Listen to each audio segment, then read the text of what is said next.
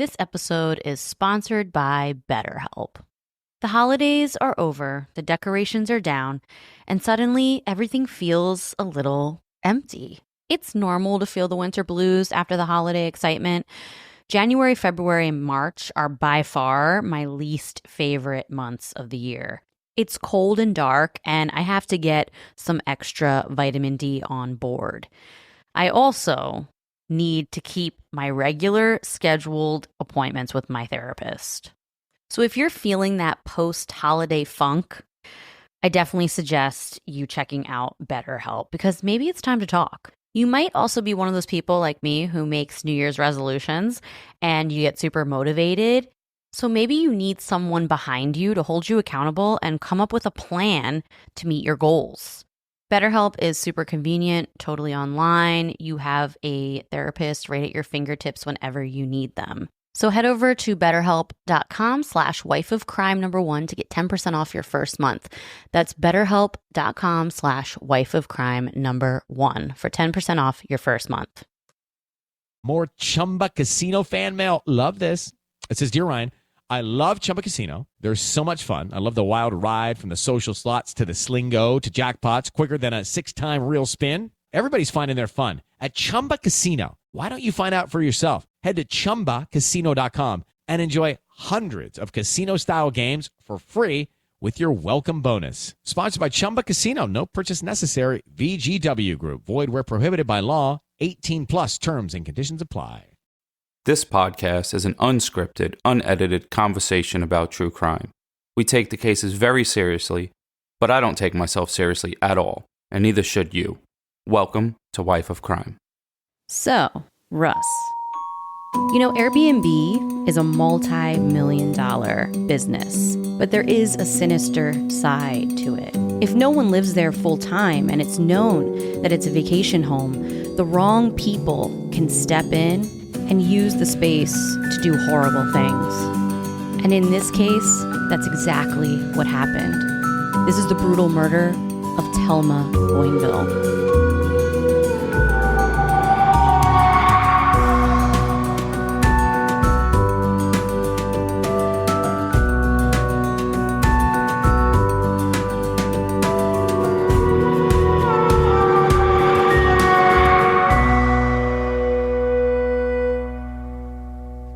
Hello, everyone. Welcome back to Wife of Crime, a true crime podcast where I tell my husband, Russ, true crime stories and he reacts to them.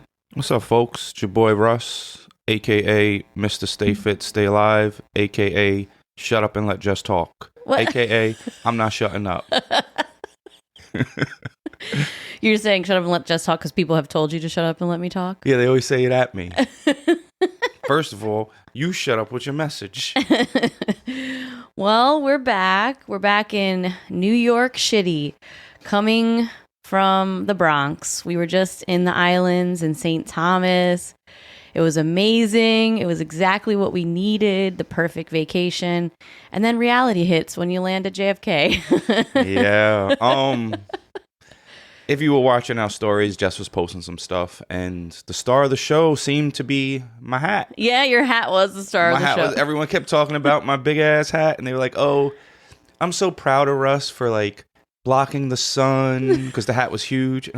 Like, you know, because they thought it was an ugly hat, but I was wearing it to be responsible. No, I thought I was fresh. Yeah, you thought you were so fly in that gigantic hat. Because what also makes you fly is confidence. Yeah. It isn't what you wear, it's how you wear it. That is true.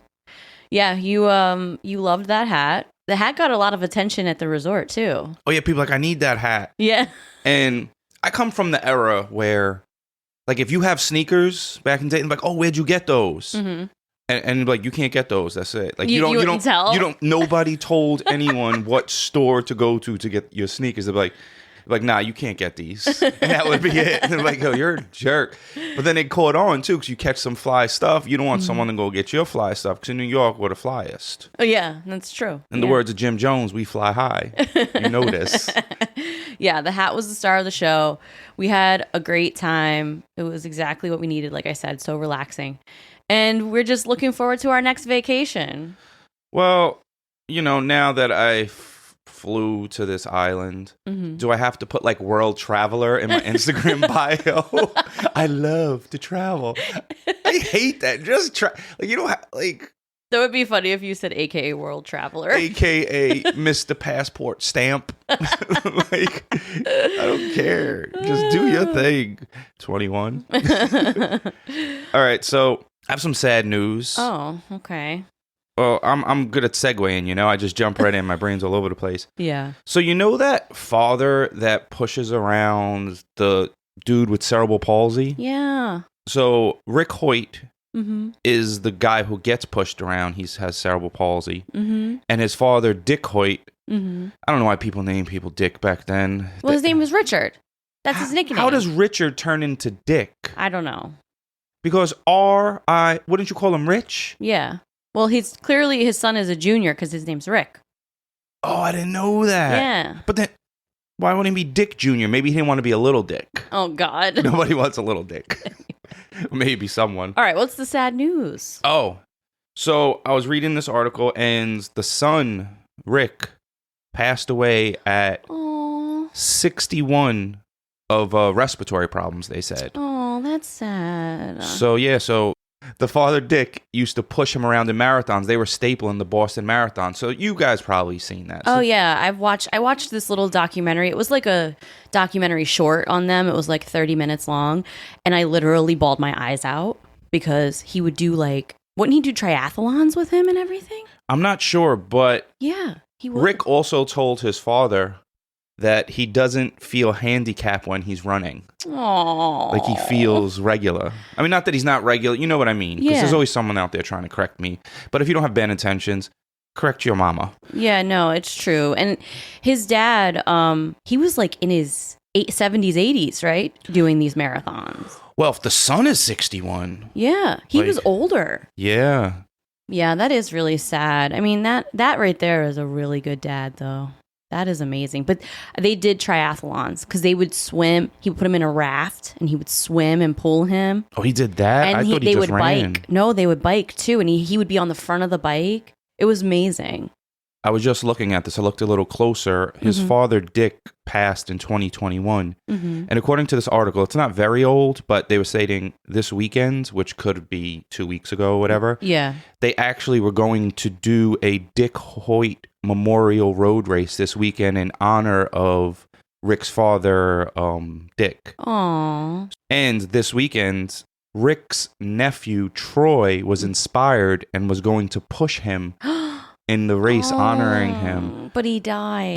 And they decided they're actually going to go forward with the road race. They considered canceling, but in memory of them and honoring them, they're definitely going to go ahead and still do the race. Wow. So RIP to those two. They definitely were inspirational to everyone, and I don't get inspired very often. Yeah, no, they were amazing, and it just shows like there's always a way to get something done if you have a dream. Like if Rick wanted to run and his father made it happen for him. Stay fit, stay alive, folks. That's what they were doing their whole life. And they were, yeah. Aw, that's really sad.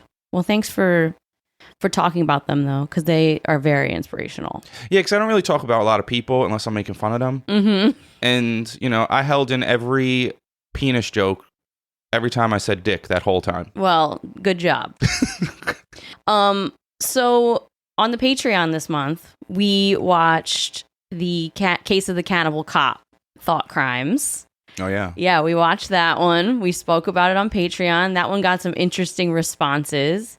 One little tidbit that you guys, I'll give you a sneak peek. They pretty much have him cooking the entire episode. That was pretty funny. Which I found hilarious.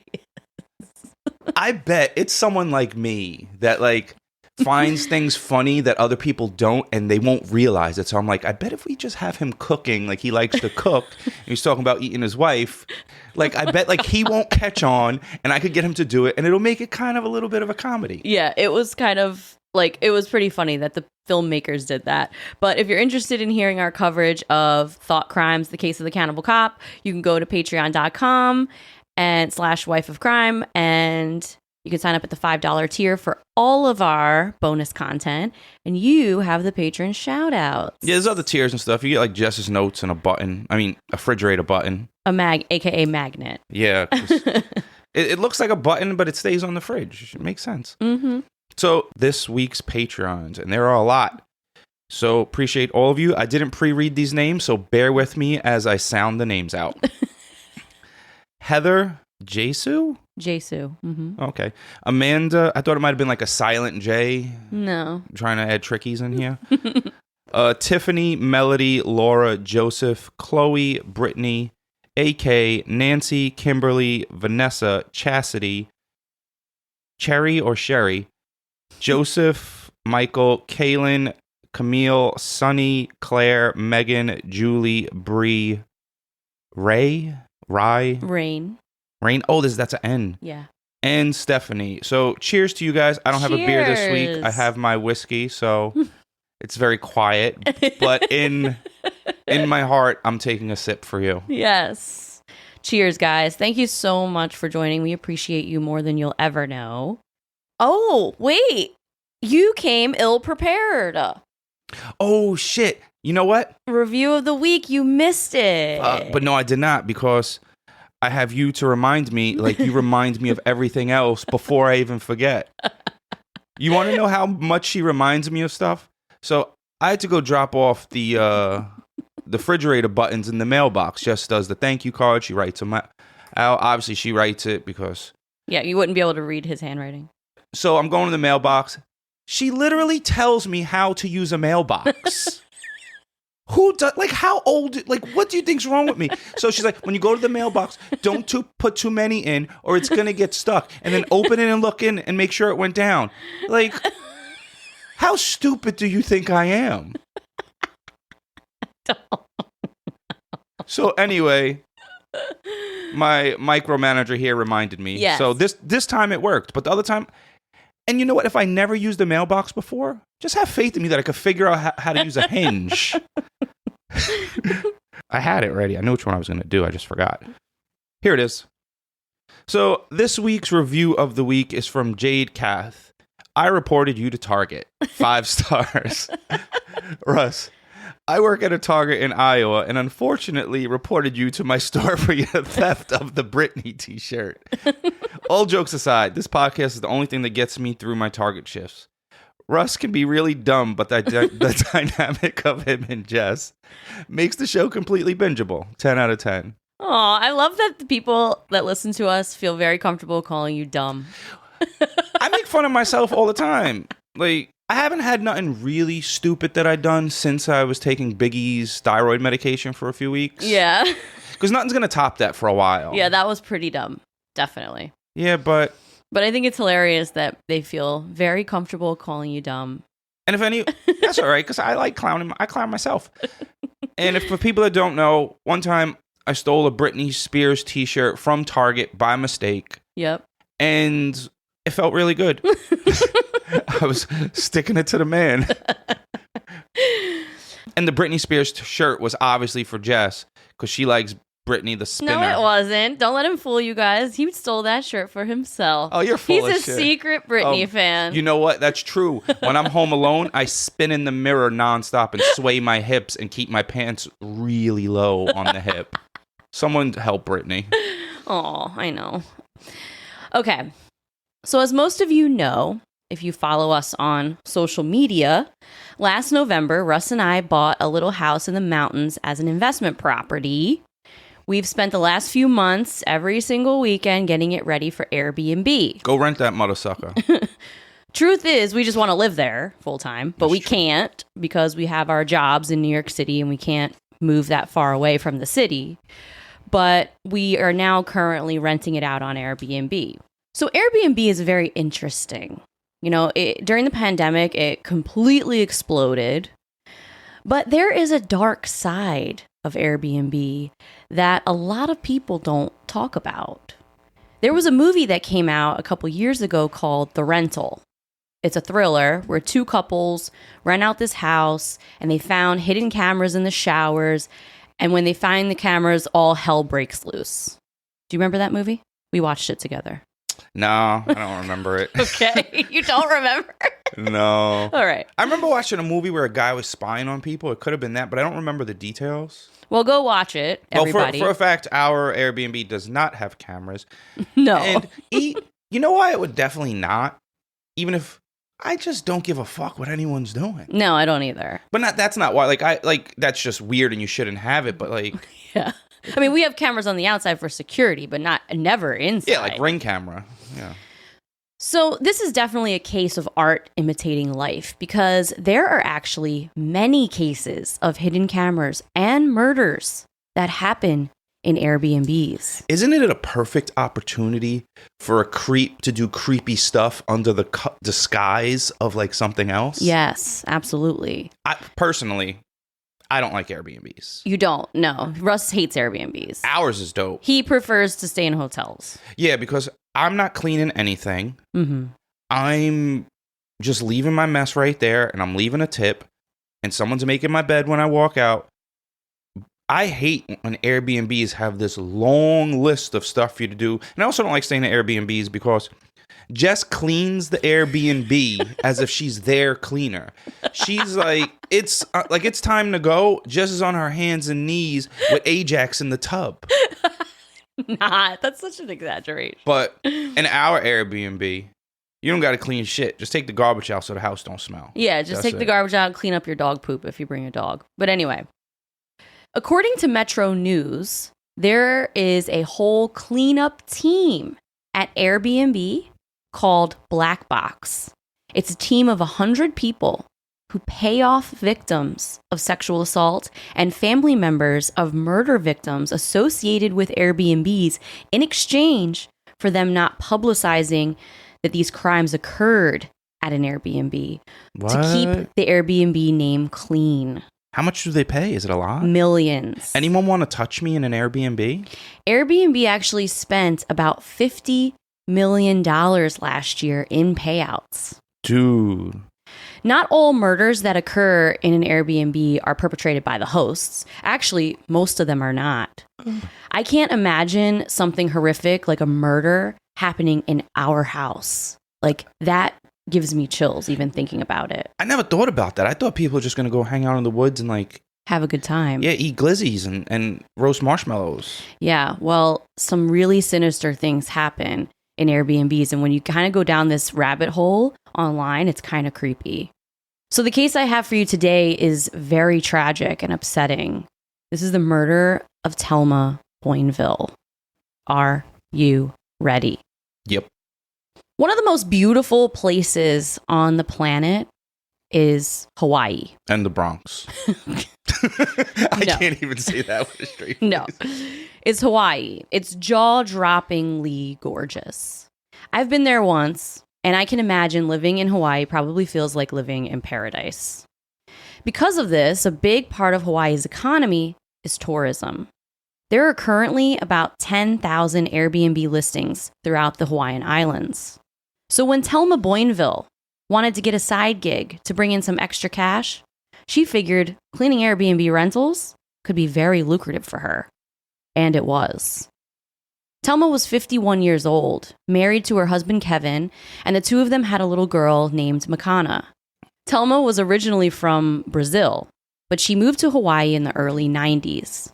She completely fell in love with Hawaiian culture, the way of life there, and knew that this is where she wanted to spend the rest of her life. Isn't Hawaii, like, everyone in Hawaii, like, always late? And, well, it's just a slower pace. Called, like, island time, you said? Like, yeah. Like, if you go to a tour, homie shows up late with bedhead. Yeah, like, so we went, when I was in Hawaii, we went on this tour, and the bus driver showed up 2 hours late. And when we were all waiting there, he goes, "It's island time. Aloha." Like, it was very funny. And that's my pet peeve. I don't do lateness. Yeah. Like, you know why?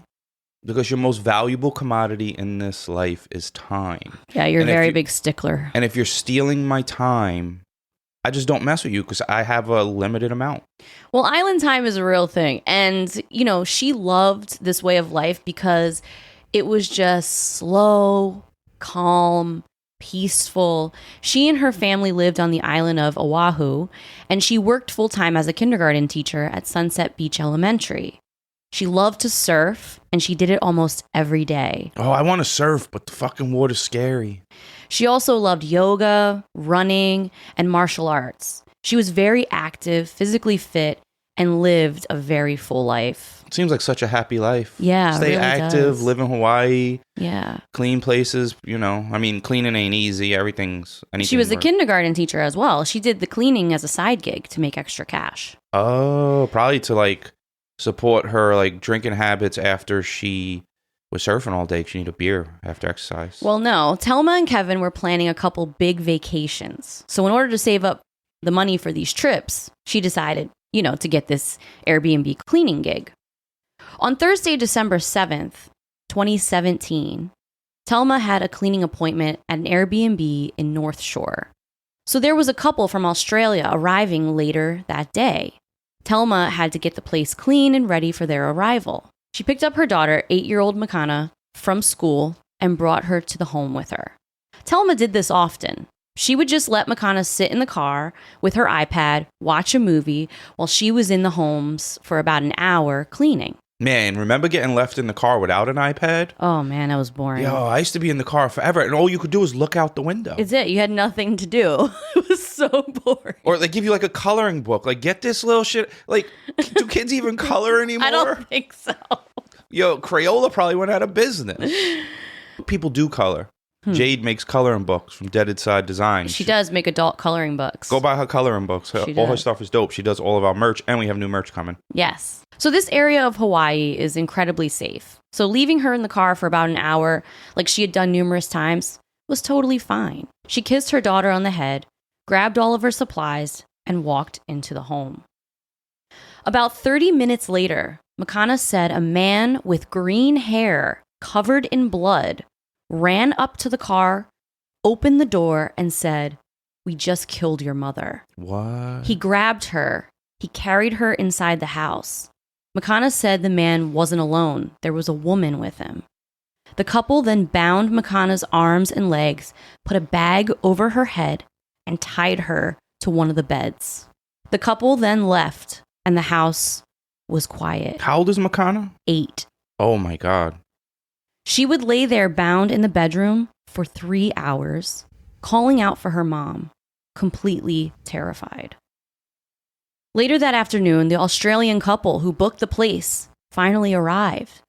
The couple punched in the code on the door and walked in to a horrific sight. Yo. The place was completely destroyed, things thrown everywhere. As they walked through the home, they saw blood, and then they noticed above one of the door frames the word Axel written in blood. They walked into one of the bedrooms and found the body of Telma Boinville, brutally beaten.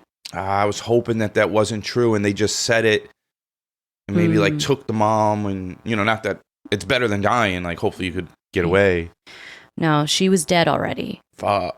The couple ran out of the house and immediately called 911. When police arrived, they searched the home and they found 8-year-old Makana in one of the bedrooms. Luckily, she was not injured, and she never saw her mother's body. But Makana was understandably completely traumatized by the whole ordeal. She told police that a man with green hair covered in blood came to the car and said, "We just killed your mother," and grabbed her. Islands are small, man, and green hair, unless it was a wig. No, she also told them that he wasn't alone. There was a woman with him. So a manhunt ensued. This is a very tight-knit community, and Telma was loved by so many people. The community bonded together and tried to help find the people responsible. The same day, Telma's brother-in-law, who's a famous surfer in Oahu, got on Facebook Live and made a very, very emotional public plea, offering $100,000 to anyone who knows who did this to his sister-in-law and his niece. It's very enticing because if they're a criminal, the other criminals might turn in their friend for $100,000. So I'm going to play you his video. It's pretty emotional. I have $100,000 cash right now for anybody who can tell me who just tied up my niece and duct taped my niece and killed her mother at Keiki Beach on the North Shore of Oahu. $100,000 right now. If you can tell me who just murdered my twin brother's girl and tied up my niece. Wow, that gave me the chills. Yeah, he was very angry and upset. Oh, man. You know what he didn't say? He didn't say who can turn them into authorities. Who said who can tell me? It's true, he did. He wasn't, it sounded like that rage he had going through him. Yeah, he was full of rage. No telling what would happen. Well, there's a little telling. Yeah. Telma's truck was also missing, a silver Toyota Tacoma with the license plate KWN 344. About 7 hours later, someone called the cops and said there's a truck that looks like Telma's in the parking lot of a Walmart with 2 people sitting inside. So cops rush to the truck and they find 23-year-old Stephen Brown and 20-year-old Haley Dangeran. Green hair? Green hair. Stephen immediately started yelling at police and begged the cops to shoot him. Haley was a little more calm, but also told police, please, just shoot me in the head. My life is over. That's basically them admitting guilt. Haley had Telma's bank card in her pocket, and she was even wearing Telma's earrings. Fucking bitch. How disgusting is that? A quick shot in the head ain't enough for those piece of shits. She was also using Makana's backpack as a purse. The 2 of them had dried blood all over their hands. So they're nuts because they're not even clean. They're definitely like crackheads looking for a fix. That's what this shit sounds They like. weren't actually like crackheads, but they are definitely disturbed people. When I say crackheads, though, just try to correct me a few times. Like, no, they do this drug. Crackhead just in New York means means you do drugs. Anyone who does drugs. I mean, they like, might do not drugs. a little bit of drugs, like recreational, like a lot of drugs. You could tell who does drugs normally. There's a texture in their skin that I could kind of tell. They might have been crackheads or like done drugs, but I don't know. It was never confirmed that they were like drug addicts. Well, that's all right. Don't correct me because if I say bad things about them, they deserve it. Not you, the internet. I know. They're always trying to wrong me. Last year, Save More Money was the most popular New Year's resolution in America. Clearly, a lot of us feel like our money is slipping through our fingers. Well, I don't know about you, but I'm not the best saver, and I don't know much about investing until I started saving and investing with Acorns. Turns out you don't have to be an expert at all because Acorns will recommend a diversified portfolio that fits you and your money goals. And I always thought that when people say, ooh, I invest in stocks, that they had a ton of money or something. Well, you don't need to be rich. Acorns lets you invest with the spare money you've got right now. You can literally start with $5. And you know you guys are spending that at Starbucks on these fancy lattes. So skip the coffee and invest with Acorns. You don't even need a ton of time. Like you can just sign up and start investing within 5 minutes. Head over to acorns.com/wifeofcrime or download the Acorns app to start saving and investing for your future today. That's acorns.com/wifeofcrime. You guys already know because we have been talking about them for a while now. Via Hemp is by far one of our favorite sponsors we've ever had, okay? We use their products all the time. Maybe you're a little like me. You're a little anxious. You have a hard time settling down. You're kind of wound up a lot. If that's you, Via Hemp products are for you. Check out their website. You will find something that speaks to you. Maybe you're like Russ. You have a hard time sleeping because you have bad nerve pain or chronic pain. Then Via Hemp is for you because their gummies will help you get some quality sleep.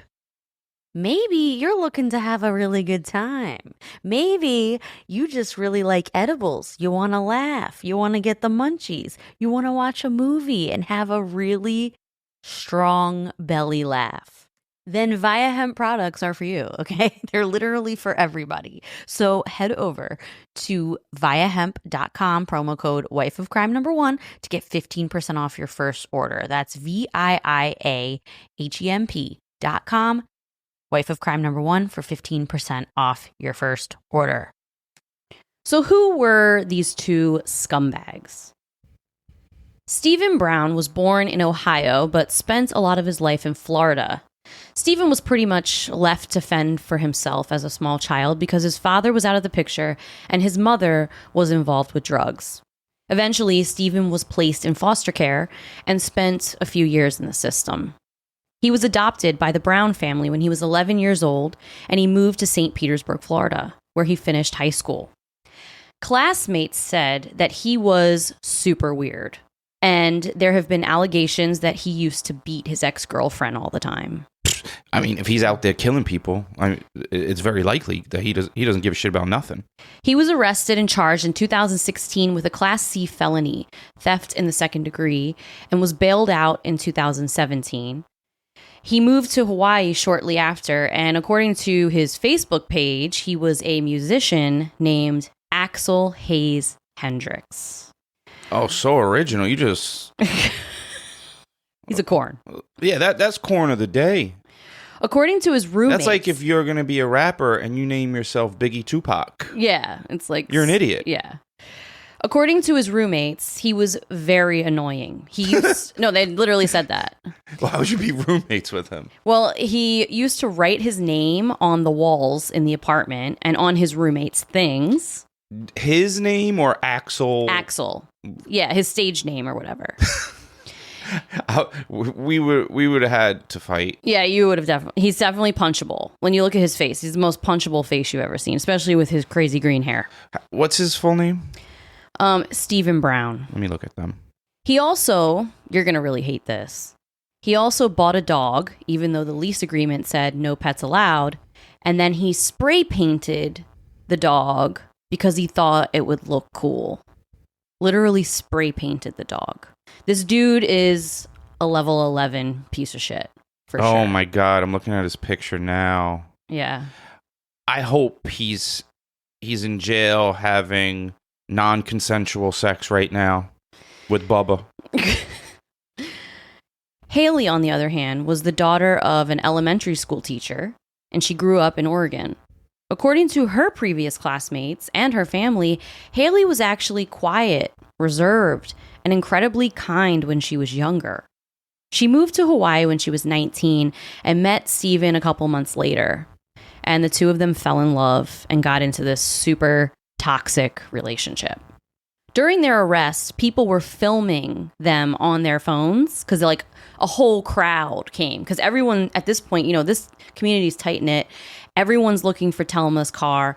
Everyone's telling everybody, oh my God, that's Telma's car. Police show up, like a whole mob is surrounding them and people are filming them on their iPhones. Oh, I would have been so determined too. Like if the police didn't catch them, like we know this person is on this island. Mm-hmm. We have to find, and he has green hair. Yeah. Oh my God, if anybody else had green hair and didn't do it though, yeah, they're like, I'm not going outside, man, and I'll get killed. No, that would suck. But they were filming their arrests and the two of them kept laughing, smiling at the cameras, flicking the cameras off. Like, these are arrogant little shitheads. They gotta be high on like some fucking angel dust. I don't think so. They're just pieces of shit. The next morning, the two appeared in court. Stephen was being held on $1 million bond, and Haley was held on a $500,000 bond. I don't know why they would make her bond lower. Like, to me, they should have had the same amount because they were both equally responsible. They shouldn't have had any bond because the way they committed the crime. And they also tied up a little girl. Yeah. They shouldn't have had any bond because you don't know how much money someone has in the stash. I kind of know how much money you have if your hair's green. That's true. It's probably none. But not necessarily. Yeah. Anyone has green hair here? They didn't got no money. No, Russ. I'm telling you. That's not true. That's true. So if your hair's green, don't listen. Put it back to normal. The two of them pled not guilty. Can you believe that? They all do. They were obviously guilty. During the investigation, the police put together a timeline of the crime. And this is what it is. Telma arrived at the Airbnb around noon. As soon as she walked in the door, she sees Stephen and Haley robbing the place. They had only arrived a few minutes before Telma. She tries to leave, but since she is a witness to their crime, they instead grab her and beat her to death with a baseball bat and a machete. Telma was trained in martial arts, and according to the autopsy report, she was covered in defensive wounds because she put up a real fight. Fuck. And she was athletic, and, she was no slouch. But sadly, Telma's cause of death was blunt force trauma. The two assholes grabbed her purse. What? You've come a long way. In the beginning of the podcast, yeah, there was no cursing from you. And now, I'm just being my true, authentic self. These two assholes. I'm being my true, authentic self.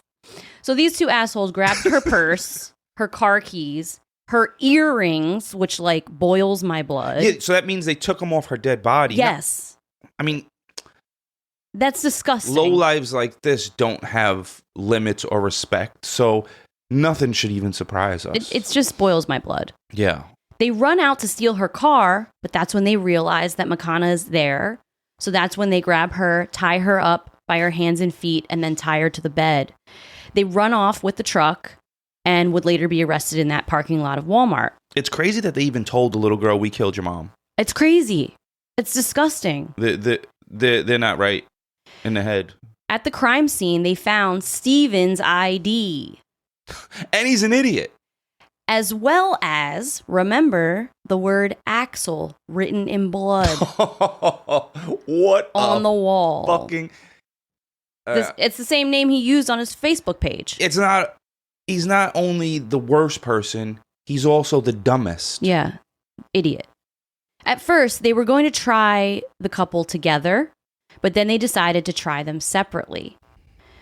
There were many delays in trying these two idiots, and it wouldn't be for 5 years after multiple delays that Stephen would finally have his trial in January of this year, January 2023. Stephen took the stand in his own defense. He said that he was only guilty of burglary and kidnapping, but that Haley was the one who actually committed the murder. But now, at just 13 years old, little Makana took the stand to testify against Stephen. She tells the jury that he said, "I just killed your mom," before he grabbed her. Little fact here. I was very curious if Hawaii had the death penalty, but they do not. They abolished the death penalty in 1959. Okay, so... Sometimes I think death for someone like this is too easy, but the world is better if he's not in it. Yeah, the death penalty is an interesting topic. Well, very complex. I think some people deserve to suffer for the things they done, badly, like things like these type of people. Well, the jury found Stephen Brown guilty on all charges. He's not yet been sentenced, but he will be sentenced this year. The sentence is irrelevant. He's not getting out. I hope not. Haley has not had her trial yet. It's expected to start July of this year, 2023. Haley seems like she's taking a similar angle, blaming Stephen for the entire thing, saying he forced her to commit this crime. You know how I know they both did it? Because she was killed with two different weapons, so it seems like they were attacking her at the same time. Yeah, it definitely is what it seems like. And the fact that you would have the audacity to wear this woman's earrings, and the fact that he would have the audacity to use her blood to write his name on the wall. They both played an equal part in this. But sadly, Makana will have to relive this again for the third time because she will have to testify against Haley in her trial as well. I bet she wants to. I bet she's lock this bitch up. No, I mean, she probably wants them to be locked up and knows that her part in it will solidify a conviction, but I'm sure she does not want to go through this. I don't mean it in that way, but... I just can't imagine how traumatizing that must be, and this poor girl deserves to move forward, and it's just really sad. Never move forward from that. After Telma's murder, her husband Kevin, daughter Makana, and a large group of friends paddled out into the ocean on their surfboards to spread Telma's ashes, saying that Telma is in her favorite place in the ocean. Makana and Kevin have an incredibly close bond and still live in Oahu. Kevin often posts pictures on his Facebook saying how much he loves his daughter and how proud he is of her. Telma was a wonderful friend and a loving mother, and her murder was completely senseless. I really hope Stephen and Haley are both sentenced to life in prison and they rot in there for the rest of their lives. I hope they get beat up every day. And whatever's the worst, I hope they get bullied. I hope they have, the other inmates have him wearing red Kool-Aid on his lips, holding someone's pocket inside out and being someone's bitch. Red Kool-Aid? That's what they do? Like they put Kool-Aid to look like lipstick? Yeah, and then they take their pocket inside out like this, and they like hold that bitch. And then you have to be someone's bitch? Well, if you can't fight, you might have to be someone's bitch. Wow. I mean, I know prison has its own like ecosystem. I feel like its whole own rules. Well, if you're a big fit, like if you're a fish, like that's like you soft. Like if you're a fish, then that means you're soft. Yeah, like you a bitch. Oh. Then they're gonna treat you like that, and hopefully they do. Yeah. Hopefully them big Samoan dudes are in there. Big Samoan. Using him as a hula hoop. I don't know why they hula hoop. They don't hula hoop. They do the little dance. Well, that's the women. Yeah, that's the women. The men do that strong dance where they like stomp on the floor. Oh, yeah, but that's from New Zealand. I don't know shit. Yeah, you don't know a lot about... I mean, they might do that in Hawaii, too. It's Polynesian culture. But, yeah, you're all mixed up. All right. Here we go. Another day of me not knowing anything. So, anyway, this case is really sad and senseless. And it just shows that, like, it's so unnecessary. Like, none of this had to happen. They broke into this house. They knew it was empty. And this poor woman just going to make extra money and gets caught up in this terrible situation.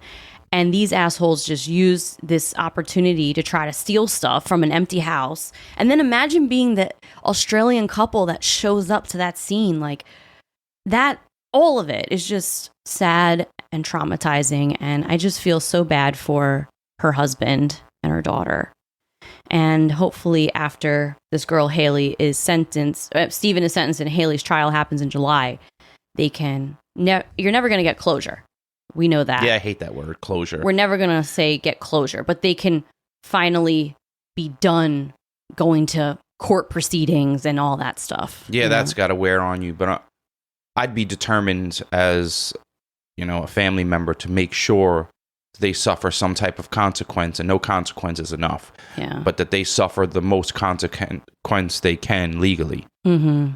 And but I just was thinking when I was researching this case, like, when you, like, whoever owns this property, like, imagine that's your property and something like this happens in there. That is terrifying. Dude, is that thing still listed? They probably sold it. I was like, I'm selling this shit. I'm out of here. I don't know. I mean, and it's in Hawaii. It's probably beautiful.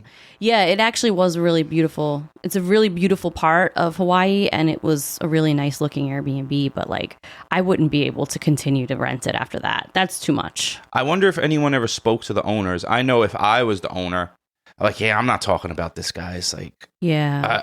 I was just renting it. I have nothing to do. Like, I don't know anything. This is just tragic, and I can't, like, I'm overwhelmed. I can't imagine.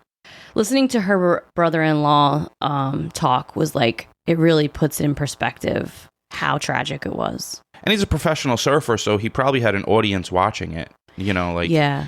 And I could imagine that thing got shared so many times. Definitely. Yeah. Rotten hell, you pieces of shit. Definitely. I won't even say their name. Fucking clowns. They are clowns. 100%. They had clown-colored hair. He did. All right, folks, until we meet again. Okay. Until you hear us again. Yeah, because I'll probably never meet any of you. Stop. Honestly. Well, we'll probably never do a live show. No, because I can't public speak. Yeah. I don't know what it is. I could talk in a group. Yeah, like a small group setting. But large groups, no. You clam up. I don't know why I stutter a little. Not like I have a stutter, but like, you know what it is? My brain's always ahead of itself. Yeah. So sometimes I'll say something that are 2 sentences ahead. I'm like, wait, I'm skipping stuff. Go back. That's funny. At least you recognize it in yourself. There's nothing wrong with it. That just means my brain's so fast. Your brain is so fast. It's faster than my mouth, and nothing's faster than Jess's mouth. All right, everyone. Have a wonderful week. We'll talk to you soon. Bye. Peace.